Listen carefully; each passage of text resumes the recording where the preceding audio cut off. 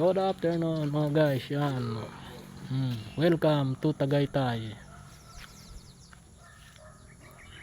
Yan, puro smog. Di makita. Wala nang view ang Tagaytay. Puro smog. Yan o. Guys.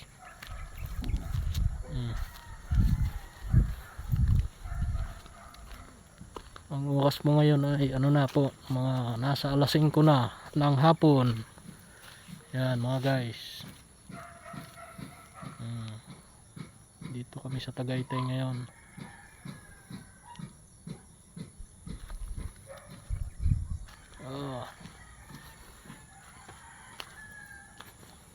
Madilim na.